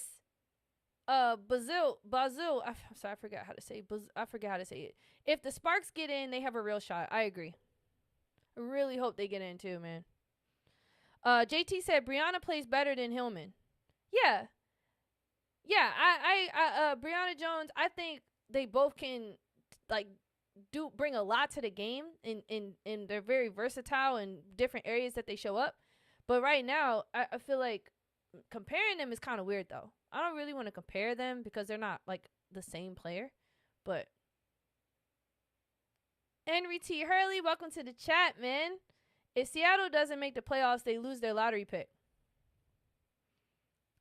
6'8" Aquarius said, like I said last night, Kelsey Mitchell needs to be in the MVP hunt over Gray.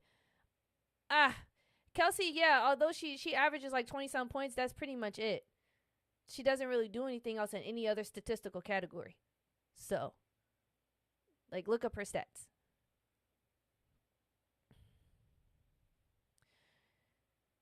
Let's see. Wody Mack, welcome back. Said, you look like you could have been in the WNBA as well. There is a resemblance in aerial powers I see. Did you go look at my stats? Did you go look me up? My favorite year was my junior year. I averaged a double-double. That was a good year. Defensive player of the year, averaged a double-double. It was a good year. I made it to 1,000 points by my junior year scoring. It was a great year. JT said, I said she plays better with her, not she is better. Oh, okay, my fault, JT. My fault. Oh, my fault. You did say that. Yeah, she does play better with her. Yes, and that is why Naz has moved into the starting lineup. I don't foresee her coming back out. However, when Canada does come back, because again, this is not a season-ending injury for Canada. They're going to bring her back, possibly when the playoffs start.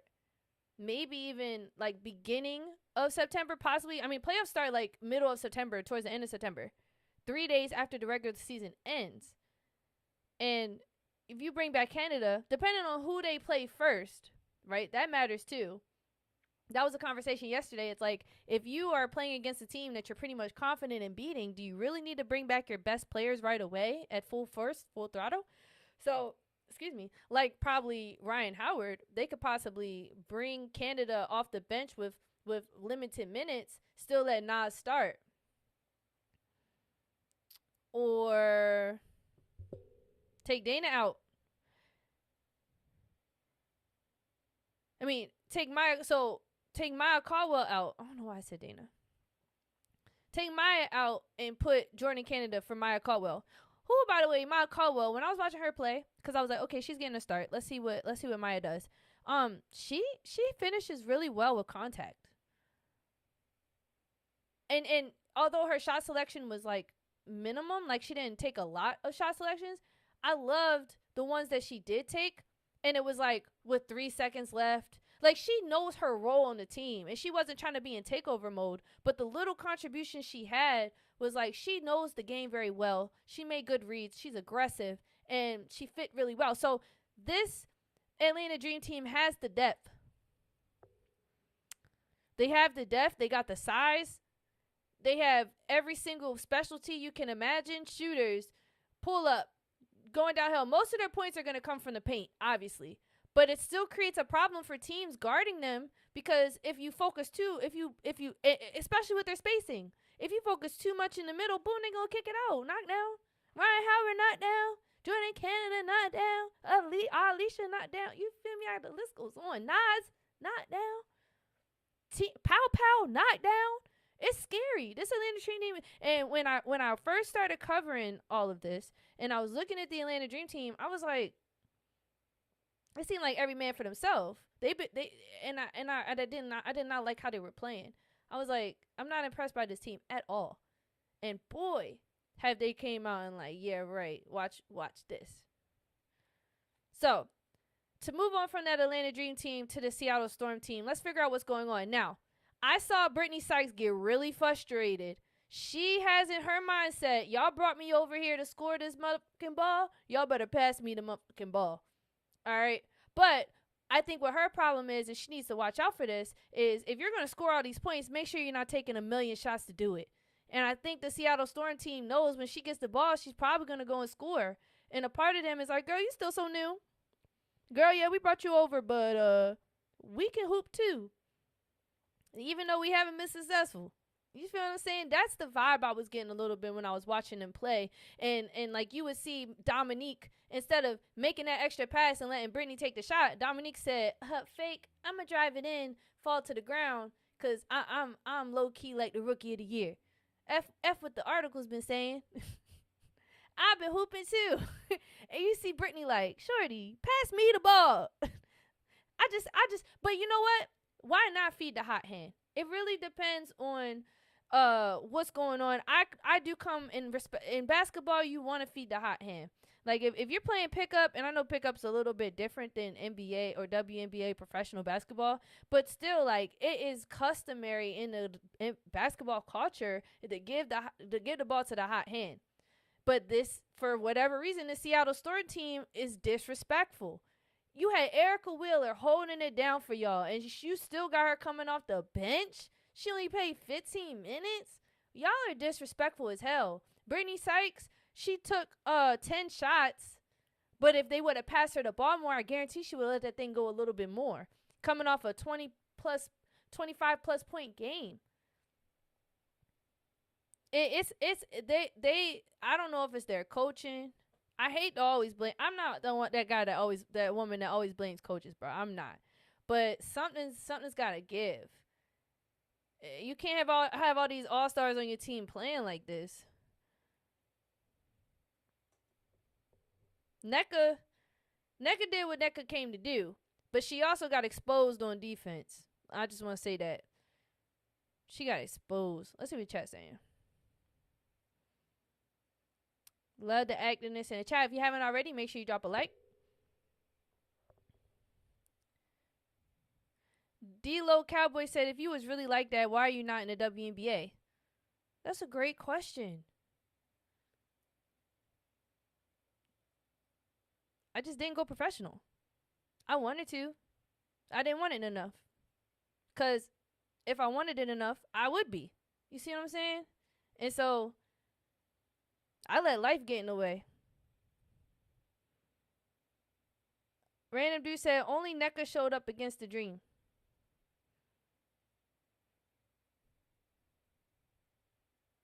Wody Max said, let Slim shoot. She's a better scorer than Skylar. Absolutely. And I think Skylar knows that too.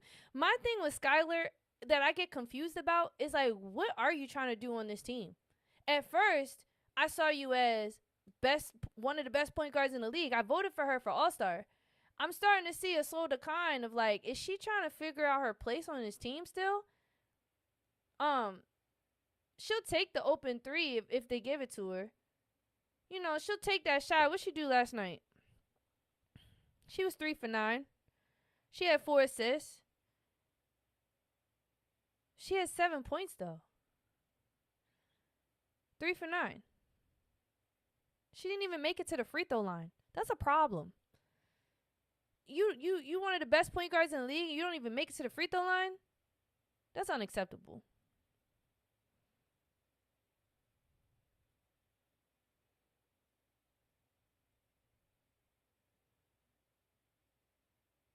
I think with like players like Gabby Williams, right?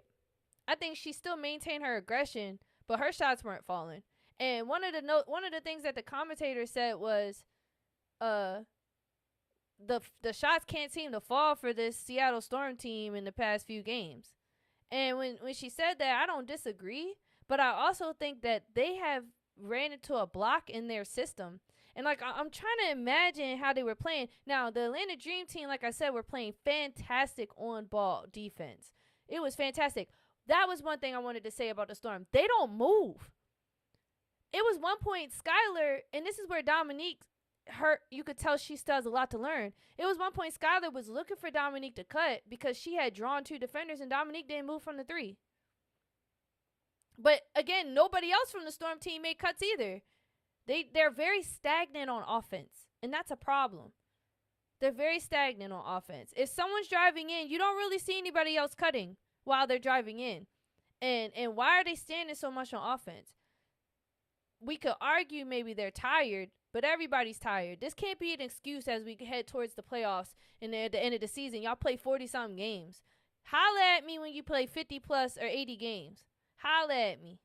Now, the way they have the WNBA schedule set up is insane.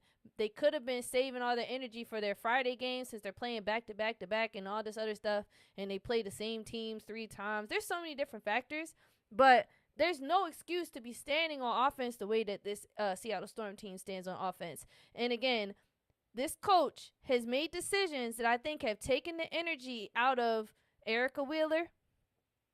You took the energy out of Erica. You taking the energy out of Dominique. Like 13 and 15 minutes for those 2 players, I don't think is enough. And you're playing your starters 30 plus minutes and they're producing what they're producing. Only 2 players made it into double figures and you're playing them 30 plus minutes. It's not like they're not taking enough shots. They took 74 shots. They took more shots than the Atlanta Dream Team. The Atlanta Dream Team took 63 shots.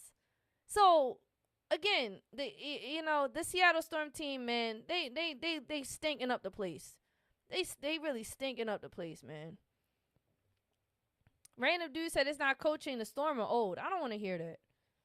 We're not gonna give it that old pass, man. Because when we see the Clippers play this year, and they start stinking up the place, are we gonna say it's because they old? Or when they start doing good, are we gonna say it's because they old? You feel what I'm saying? If we can't, I don't want to hear that.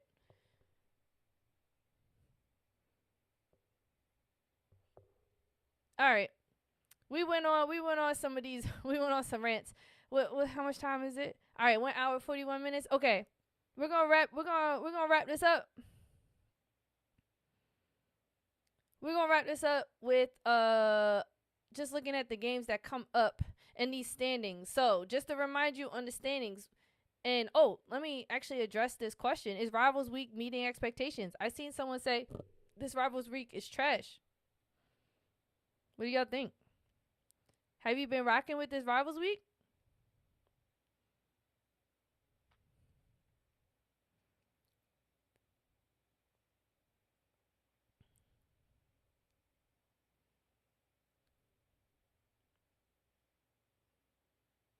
While you ponder that, we have at the top who already the only team to clinch the playoffs so far is this Minnesota Lynx team with a 27-5 record. They are on a 5-game win streak. That still doesn't that's not even the longest win streak right now. Guess who has the longest win streak? Sitting at number 2 overall is this Atlanta Dream Team, 21-11. A slightly better record than the New York Liberty, who are 3rd, because the New York Liberty have 12 losses, 21-12. And again, this Atlanta Dream Team is on a 6-game win streak. They're leading the league in win streaks.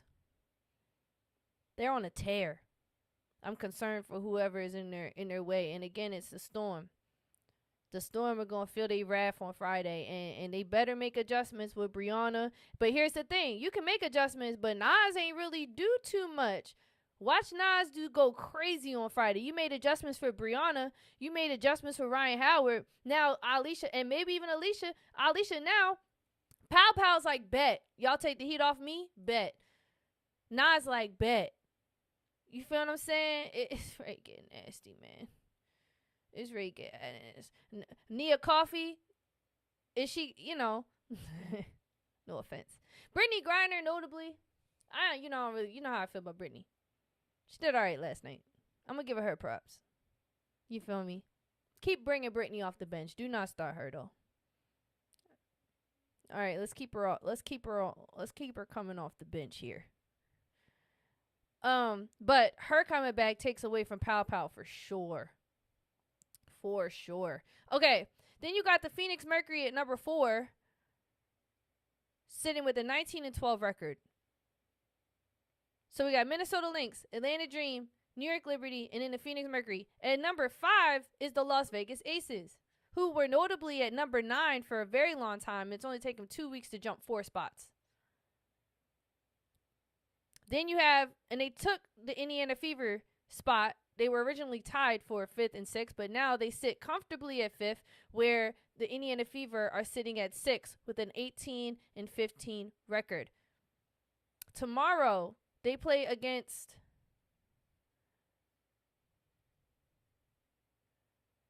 the Washington Mystics.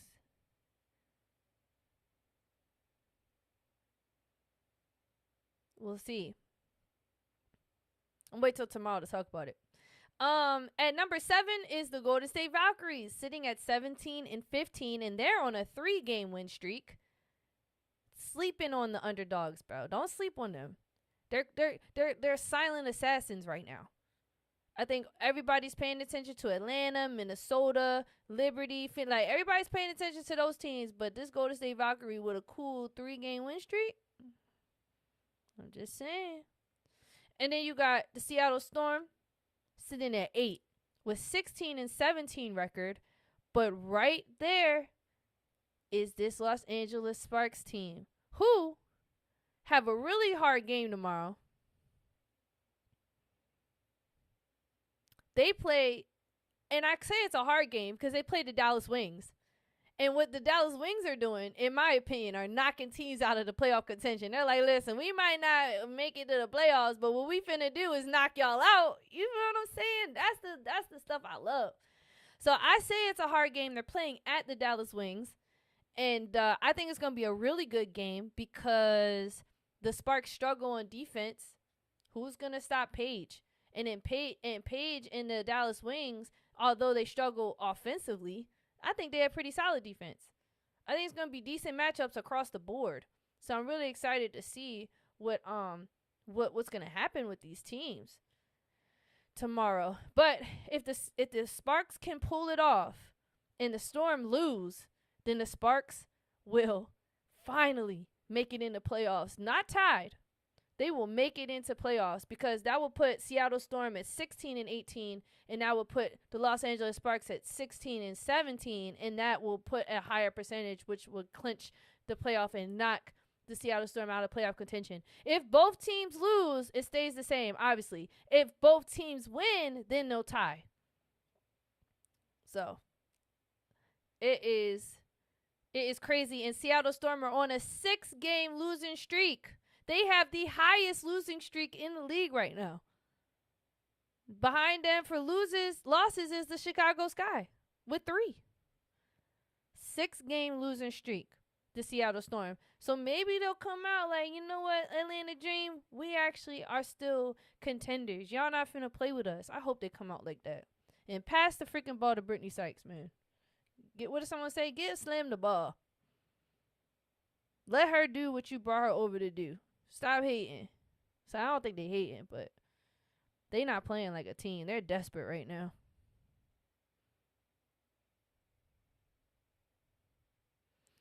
All right. And then, then there's the Mystics, who I'm not saying that they not contenders, because I don't want to sleep on their placement. They're 14-18. They're right now, which is like right there with the Sparks. So I don't want to sleep on them. Anything can happen for them, but a lot would have to happen with the Sparks and the Storm for the Mystics to do something. But hey, I don't want to knock them out completely, because I want to give them credit for these 14 wins. All right, that's not bad. They right there. So between y'all,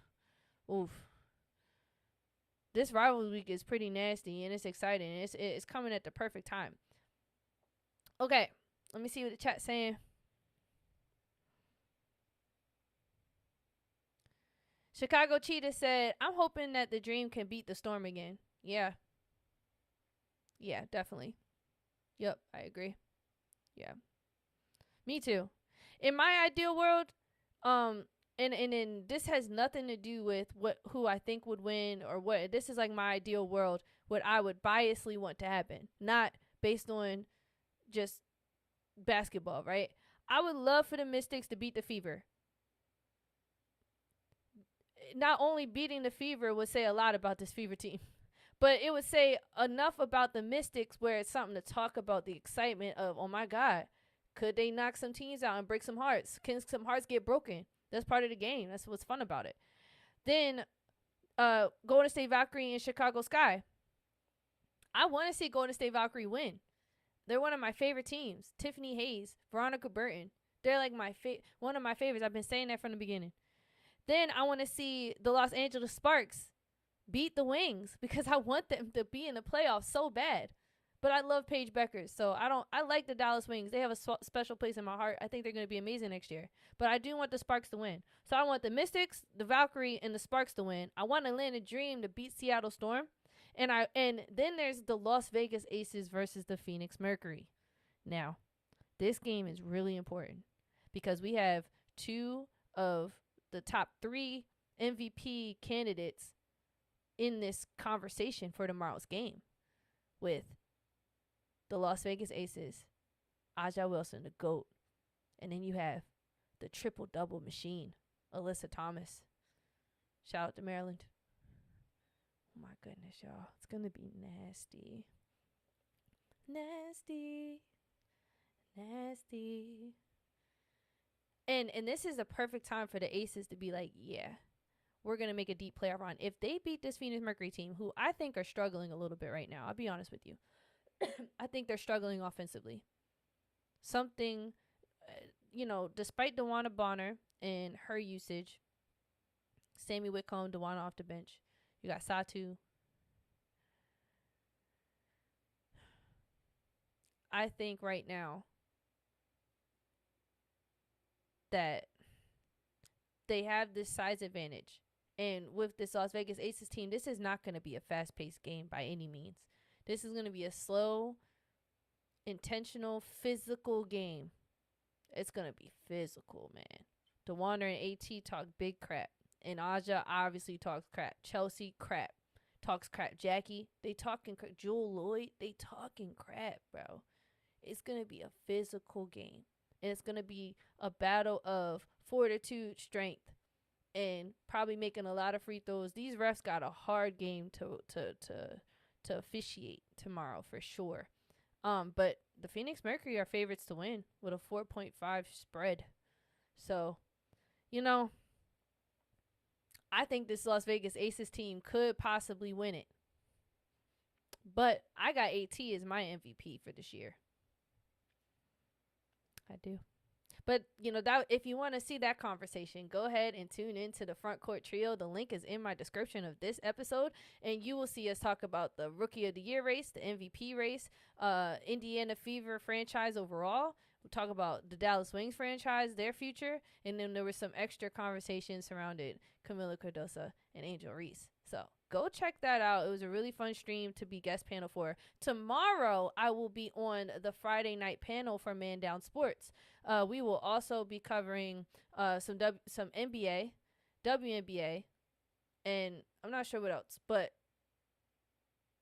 definitely be on the lookout for that too. And I'll drop that in probably the description. Probably I'll make a post about it. So again,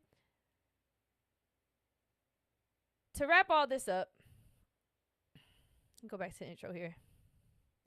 To wrap all this up, I appreciate everyone who has been here the entire time. We almost went to 2 hours today. A lot of fun. It was a lot of topics to cover. I loved all the action in the chat. Let me check the chat real quick though. See what y'all was saying. Random Dude said Mercury versus Aces in the first round would be interesting. It really would. Very, very similar teams in certain types of capacities. A little bit different. A little slightly different. I think the Aces, they're slightly different, but I think it would be an interesting game. Interesting is the perfect word. Random Dude said, nah, Dallas. So you got Dallas beating the Sparks. All right. Wody Max said, because of the first round best of 3, a lot of teams have a second round chance, but that's it. Storm aren't as good as they seem on paper, but hot take, Dominique Manlong, when she develops, she'll be better overall talent-wise than Lisa Leslie. And it's interesting you say she reminds you of Lisa Leslie. I keep seeing Angel Reese comparisons to Lisa Leslie. I've seen that a couple of times, actually. It's very interesting. You say that. Chicago Cheetah said, love to see the Washington Mystics win against the Fever. I would love to see it. Love it. And the fact that it's at Indiana Fever and not at the Mystics, I would go to that game. Absolutely. The Sparks come to Washington, to D.C. on Sunday. So excited. Chicago said, also want to see the Sparks win. I really want to see this team in playoffs. I want to see the MVP win that game too. Chicago Cheeto, who is your MVP? I would love to know who your MVP is. Cause you said I want to see the MVP. Are you talking about Aja or AT?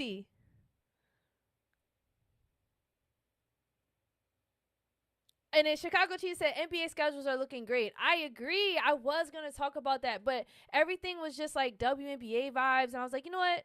I want to keep it WNBA for today. Tomorrow we might talk about it, like the NBA, or I don't know if I actually go. I might go live tomorrow. But the NBA schedule, the Christmas schedule, the Emirates Cup, all that stuff dropped recently. So if you haven't checked it out, go check it out. They also dropped the power ranking teams in the West and the East. They dropped the top 10 West players projected and the top 10 East players projected. So go check that out too. Randy Mayo, hey man, you came at the tail end of it, bro. I'm about to sign off, but thanks for joining. It really means a lot. I love seeing you here. You've been here so supportive this past month, and I appreciate you so much. 6'8". I am not reading that. Chicago Cheetah said Alicia Gray is my MVP. You definitely got to watch that panel from yesterday, because we ranked our MVPs and every single person on the panel put Alicia at number 4. And maybe you see something with Alicia that and you got to bring me up to speed on this. Cause why am I still struggling with her? I still struggle with her. You would think I would love Alicia because she's left-handed. She has an amazing ability to score, but I'm just not sure why I don't see what everybody else. What am I missing? Help me out here. And I get it. A team with the record that they have and the play style that they've been playing in, and she's leading the charge. I still don't think she's their best player on the team.